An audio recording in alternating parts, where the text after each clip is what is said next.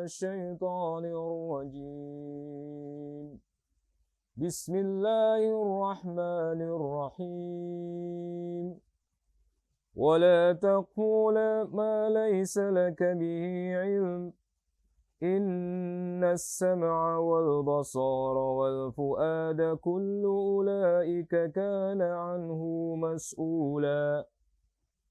Remaja dimuliakan Allah, di dalam ayat ini Allah Subhanahu wa taala memberikan kepada kita peringatan dan janganlah kamu mengikuti apa-apa yang kamu tidak memiliki pengetahuan tentangnya. Sesungguhnya pendengaran, penglihatan dan hati, yakni kalbu, akan dimintai pertanggungjawabannya dan apakah yang diperbuat dengannya. Ma'asyiral muslimin rahimakumullah, remaja yang dimuliakan Allah, seperti kita tahu bahwa setiap orang membutuhkan pergaulan, membutuhkan pertemanan, membutuhkan circle yang akan mendukung kehidupan mereka. Ada kalanya mereka tersesat karena memilih teman yang salah, atau ada kalanya mereka menjadi seorang yang suka melakukan dosa karena komunitasnya memang mengajaknya untuk berbuat dosa. Oleh karena itu menjadi penting bagi seorang anak muda untuk memahami persoalan ini. Jangan sampai mereka menjadi anak muda yang salah dalam bergaul, salah memilih teman, salah memilih sahabat. Maka pertama yang harus diambil pelajaran dari ini semua adalah janganlah menjadi pribadi yang suka mengikuti sesuatu yang kita tidak memahami itu, tidak tahu ilmunya. Maka oleh karena itu, carilah teman yang bisa menjadi vitamin. Carilah teman yang bisa menjadi obat. Vitamin akan membuat kita semakin sehat ketika tubuh kita sehat. Dan obat akan menjadi sesuatu yang mengobati diri kita manakala kita kekurangan atau manakala kita berada dalam kesalahan. Dan jangan sekali-kali kita mengambil teman yang justru malah menjadi racun atau menjadi penyakit buat kita. Kalau dia penyakit, seseorang yang sebelumnya sehat, baik-baik saja, sholatnya rajin, doanya juga bagus, dzikirnya juga tidak pernah putus, tapi karena dia memiliki seorang teman yang berpenyakit, justru akan menjangkiti dirinya, memberikan pengaruh buruk kepada dirinya. Akhirnya tidak pernah sholat, tidak pernah doa, tidak pernah zikir kepada Allah Subhanahu wa taala. Atau bahkan jangan sekali-kali mengambil pertemanan, persahabatan, yakni orang-orang yang justru malah menyebabkan kita menjadi toksik atau menjadi racun. Apapun yang dia omongkan masuk ke dalam pikiran kita, apapun yang dilakukan olehnya menjadikan sebuah teladan bagi kita yang itu sama sekali tidak mendatangkan kemanfaatan untuk diri kita. Makanya remaja yang dimuliakan Allah, penting kiranya bagi kita mengilmui sebelum kita mengamalkan. Memilih teman yang betul-betul menjadi inspirasi kebaikan-kebaikan kita. Sehingga ibarat kata kita bisa seperti generasi lebah yang suka terhadap kebaikan, kemudian mencari kebaikan itu dimanapun tempatnya, kemudian kita olah dengan perut kita dan kita keluarkan dengan kebaikan-kebaikan yang baru lagi. Semoga Allah Subhanahu wa taala menguatkan kita menjadi remaja yang memiliki teman yang baik, yang senantiasa semangat di dalam kebaikan-kebaikan kita. Wassalamualaikum warahmatullahi wabarakatuh.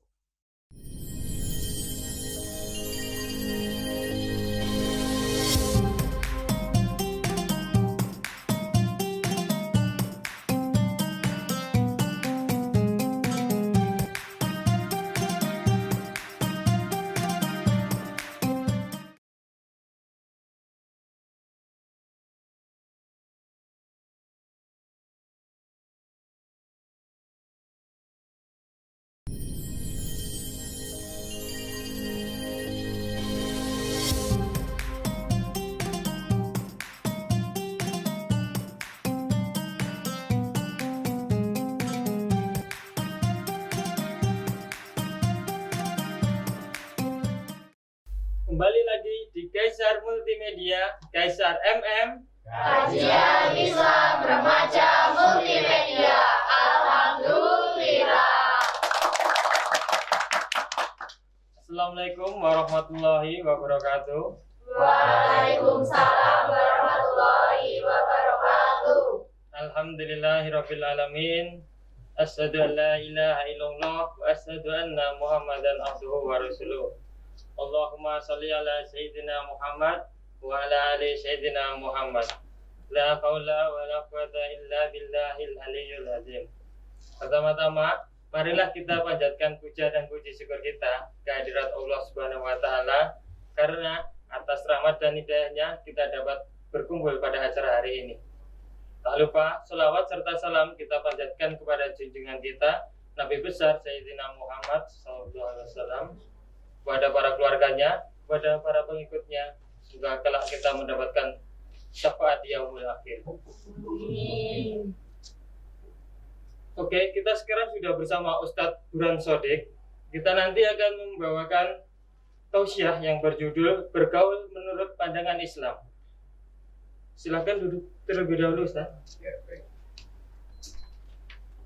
Langsung saja, untuk materi kita akan disampaikan oleh Ustadz Burhan Shodiq. Dipersilakan.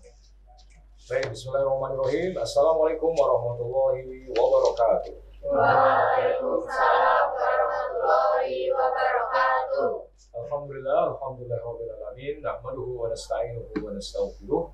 Wa na'udzu billahi min syururi anfusina wa min sayyiati a'malina. May yahdihillahu fala mudilla lahu wa may yudlil falan tajida lahu waliyyan mursyida. Asyhadu an la ilaha illallah wa asyhadu anna Muhammadan abduhu wa rasuluh. La nabiyya wa la rasula ba'da. Pemirsa remaja yang di rumah dan juga yang ada di studio, alhamdulillah pada kesempatan kali ini kita bisa bersua di acara ini dalam kondisi sehat, dalam kondisi semangat, dalam kondisi ingin saling mengingatkan dalam urusan-urusan kebenaran dan juga dalam urusan-urusan kesabaran.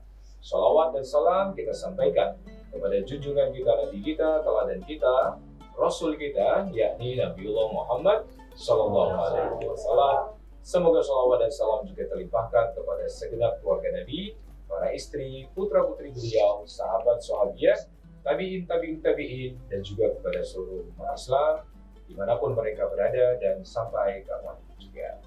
Membahas tentang pergaulan di dalam Islam, maka kita harus mendasari dulu bahwa pemikiran kita harus kita luruskan. Adanya aturan-aturan pergaulan di dalam Islam bukan untuk membatasi ruang gerak kita, akan tetapi dalam rangka untuk menjaga agar diri kita senantiasa berada dalam kebaikan. Oleh karena itu, mencari teman itu memang harus pilih-pilih. Mungkin ada di antara kalian yang ketika pilih-pilih teman, ada temannya bilang, kenapa sih harus pilih-pilih? Kenapa tidak semua dijadikan teman saja? Karena ternyata agama seseorang itu ditentukan oleh siapa teman akrabnya. Manakala seseorang itu berteman-teman akrab dengan orang-orang yang membawa kepada pengaruh buruk, maka dia pun akan terpengaruh dengan keburukan itu.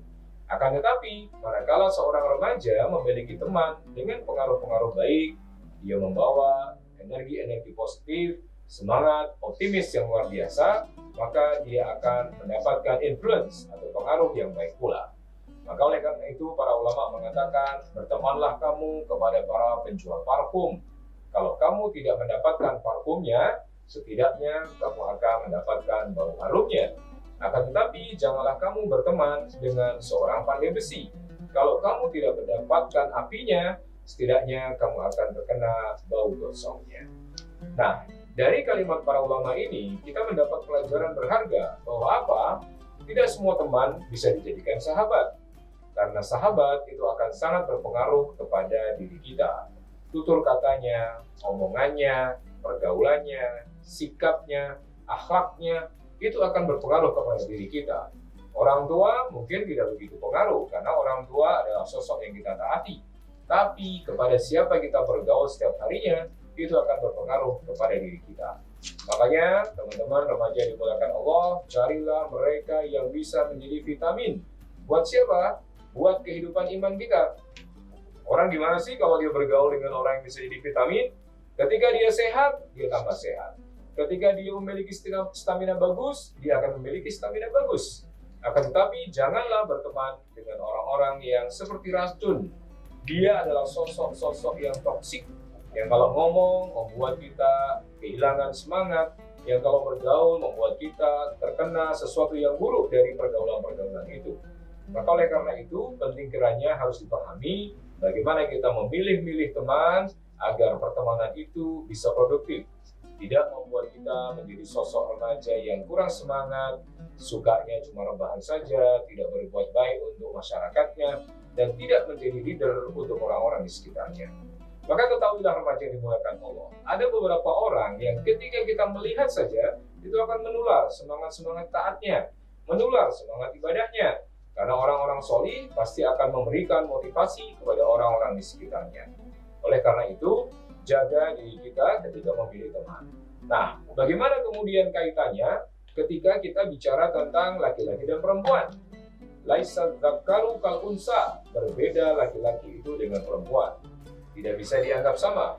Ketika Barat menggembor-gemborkan, mempropagandakan tentang egaliter, laki perempuan adalah sama, maka kita harus kembali kepada agama kita bahwa memang agama Islam mengatur tentang laki-laki dan perempuan. Apa saja aturannya? Pertama, seorang laki-laki dan perempuan ketika bergaul, apakah di sekolah, apakah di pasar, apakah di tempat-tempat umum, mereka harus betul-betul menjaga pandangannya. Bagaimana konsep menjaga pandangan ini? Pernah suatu ketika Ali bin Abi Thalib berjalan bersama Rasulullah SAW. Lalu kemudian Ali bin Abi Thalib melihat ada sosok seorang perempuan. Kemudian Rasulullah menjewer kupingnya Ali bin Abi Thalib, kemudian mengatakan kepada Ali, "Wahai Ali, pandangan pertama itu boleh bagimu, sementara pandangan kedua itu adalah maksiat." Artinya, ketika kita memandang pertama, mungkin kita tidak sengaja, tiba-tiba papasan atau tiba-tiba berjumpa, yang tidak diperbolehkan adalah mengulangi pandangan itu di menit berikutnya. Kemudian yang kedua, laki-laki dan perempuan dilarang untuk melakukan khalwat atau bersunyi-sunyi. Pernah satu ketika ada seorang perempuan sudah punya suami, lalu dia bilang, "Wahai suamiku, adakah laki-laki di kota ini yang tidak tertarik dengan wajah cantikku?" Lalu kemudian laki-laki itu mengatakan, "Ada, orangnya sedang di masjid, dia sedang mengisi pengajian." Lalu kemudian wanita ini meminta izin, "Bolehkah saya menggoda dia?" Namanya istri ini kurang ajar ya. Dia minta izin kepada suaminya untuk menggoda si bapak tersebut. Akhirnya datanglah dia ke pengajian itu, kemudian mengatakan, "Wahai Syekh, wahai Ustadz, saya ingin bicara empat mata kepada Anda." Lalu Ustadz ini mengatakan, "Kalau empat mata tidak boleh, kalau bersunyi-sunyi tidak boleh. Kita boleh bicara di sudut masjid sana, tapi semua orang masih melihatnya." Akhirnya mereka berdua pergi ke sudut, kemudian mereka berbincang, "Wahai Syekh," dibuka cadarnya, kemudian ditunjukkan wajahnya, "Tidakkah Anda tertarik untuk berzina dengan saya?" Lalu Syekh itu mengatakan, "Wahai ibu, kalau seandainya saya tertarik berzina dengan Anda, kemudian setelah itu kita diseret ke dalam neraka jahanam, apakah Anda masih menginginkan zina sama saya?" Akhirnya ibu itu pulang, menghapus seluruh perhiasan yang ada di wajahnya, dan dia bicara kepada suaminya, "Sesungguhnya kita adalah orang-orang yang fasik." Nah, tidak diperbolehkan berdua-duaan. Karena apa? Kata Nabi SAW, ketika laki-laki dan perempuan berduaan, maka yang ketiga adalah syaitan. Kemudian yang ketiga yang tidak diperbolehkan lagi adalah campur baur dalam suatu tempat, tidak ada hijab, tidak ada pembatas, tidak ada sesuatu yang membatasi mereka. Hal ini akan mengarah kepada aturan berikutnya bahwa laki dan perempuan tidak boleh bersentuhan kecuali di dalam kondisi darurat. Lalu bagaimana Ustadz dengan kondisi sekarang? Kita kemana-mana harus bersama-sama. Kita naik bis berdesak-desakan, kita naik kereta juga seperti itu, kita nonton konser, kita di pasar dan lain sebagainya. Kita tidak diperintah untuk memaksakan diri, tapi kita harus mengamalkan Islam ini semampu yang bisa kita lakukan. Kalau seandainya kita mampu duduk bersama dengan seorang perempuan, kalau Anda perempuan, silakan duduk bersama dengan perempuan. Kalau seandainya ada ruang bagi Anda laki-laki duduk dengan laki-laki, silakan lakukan itu. Tapi Allah mengetahui niat seorang hamba. Kalau Anda misalnya justru malah mencari-cari, naik bis carinya yang penuh, naik motor carinya juga yang boncengan, atau mungkin pergi ke pasar carinya juga yang penuh juga, maka hal ini dipertanyakan di niat kita masing-masing. Dengan begitu, ma'asyiral muslimin rahimakumullah, pergaulan akan menjadi sesuatu yang bermanfaat, berpahala. Untuk siapa? Untuk kita. Karena dia akan mendatangkan pahala kebaikan buat orang-orang yang menjalankannya. Hati kita akan dibikin bersih, mata kita akan dibikin bersih. Kenapa? Karena mata adalah utusan hati. Berapa banyak orang yang tidak bisa mengendalikan matanya, sehingga dia tidak bisa mengendalikan gejolak hatinya. Tidur tidak bisa nyaman, selalu terbayang-bayang dengan wajah dari yang dilihat tadi.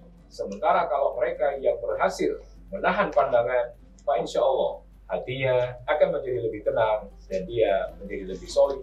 dan solihah. Terima kasih. Wassalamualaikum warahmatullahi wabarakatuh. Waalaikumsalam warahmatullahi wabarakatuh. Alhamdulillah, Masya Allah Ustaznya. Bisa kita simpulkan dari tausiah yang apa disampaikan oleh Ustaz tadi. Mungkin itu tadi untuk mencari teman yang soleh dan menghindari pergaulan yang tidak bermanfaat. Untuk segmen selanjutnya kita akan memasuki segmen tanya jawab. Jadi jangan kemana-mana, tetapi Kaisar Multimedia, Kaisar MM. Kajian Islam Remaja Multimedia. Alhamdulillah.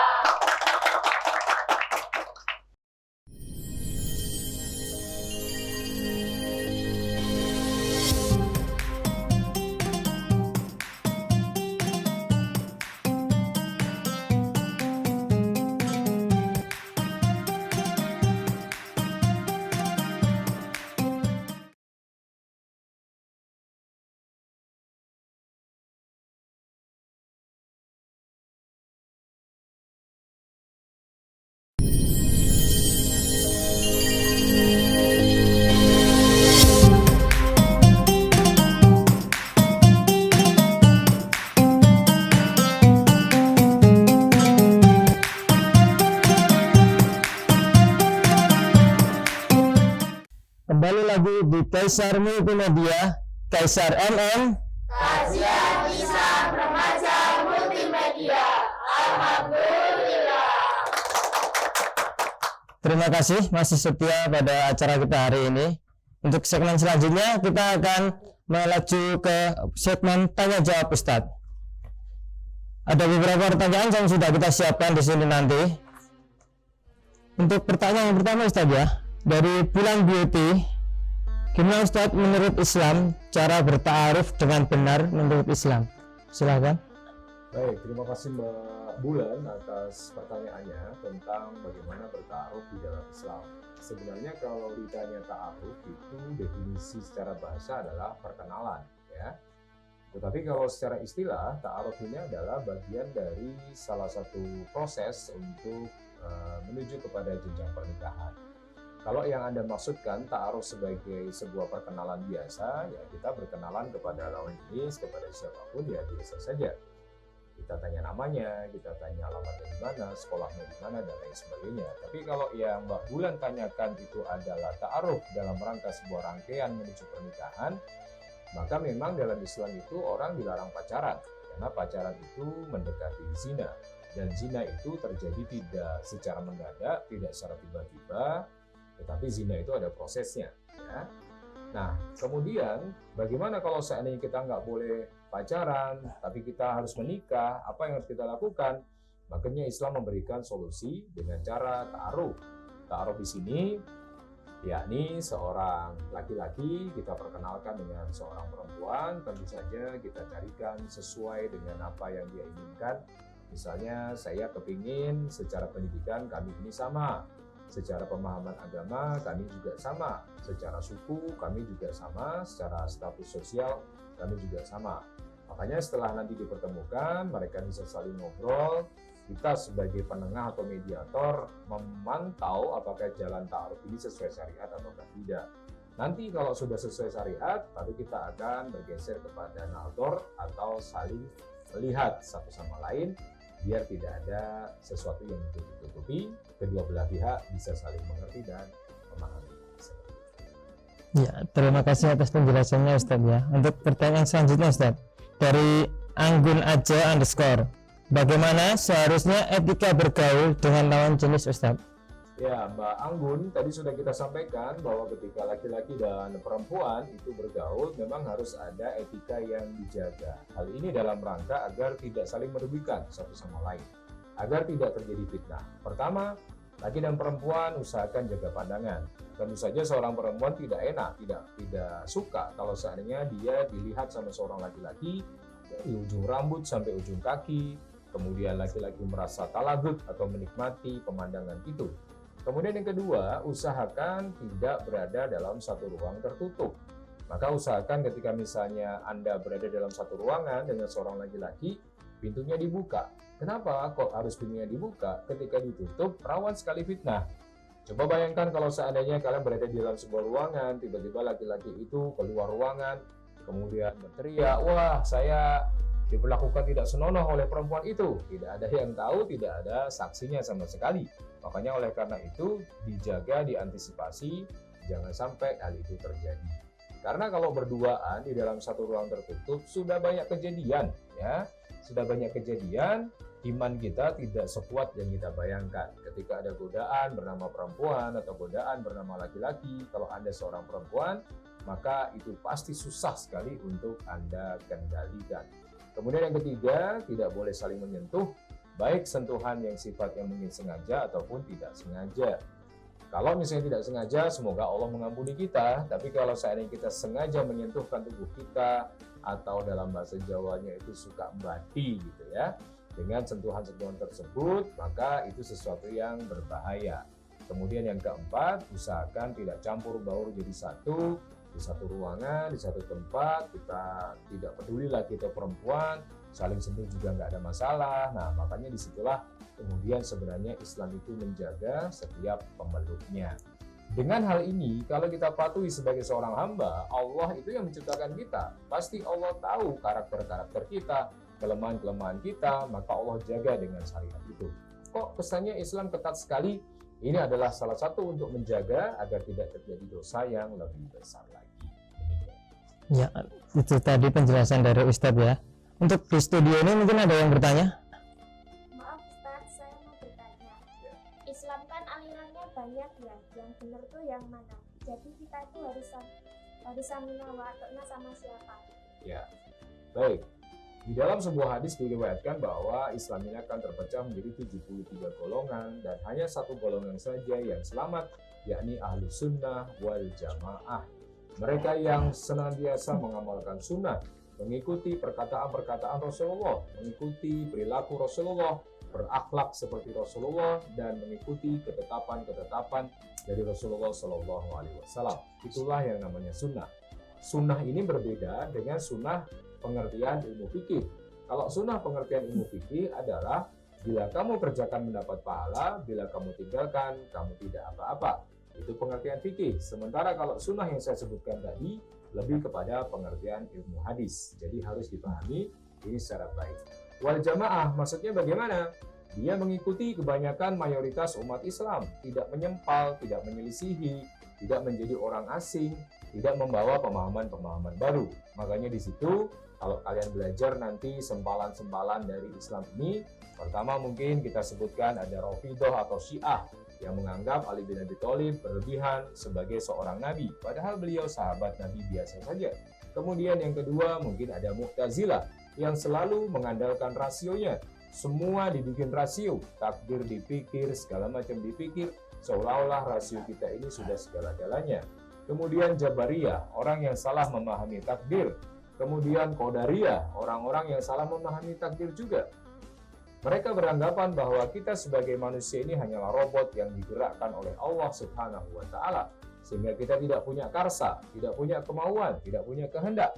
Misalnya orang berbuat dosa, kenapa kamu berbuat dosa? Ya memang tubuh saya digerakkan Allah, saya tidak kuasa terhadap tubuh saya. Tentu saja pemahaman ini adalah pemahaman yang keliru.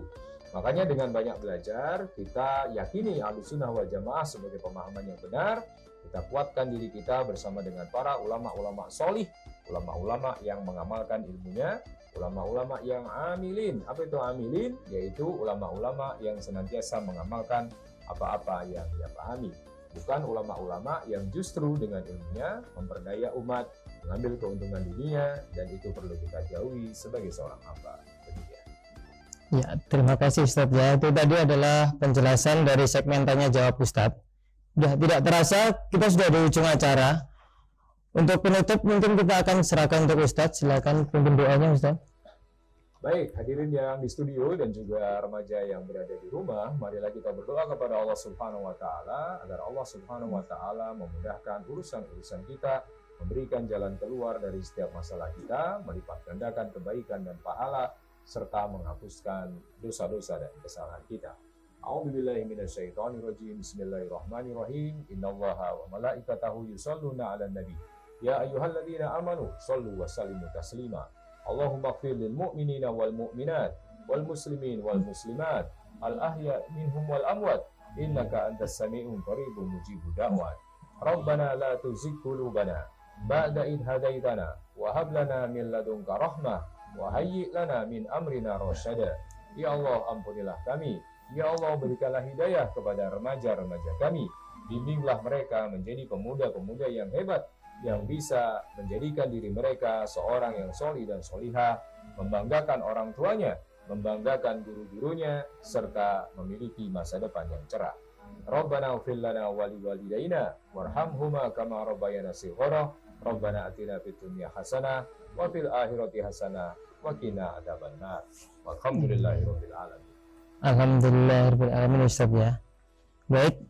Udah, jangan lupa ya, itu tadi kita juga live di Ratu Multimedia. Jadi jangan lupa like, komen, dan subscribe.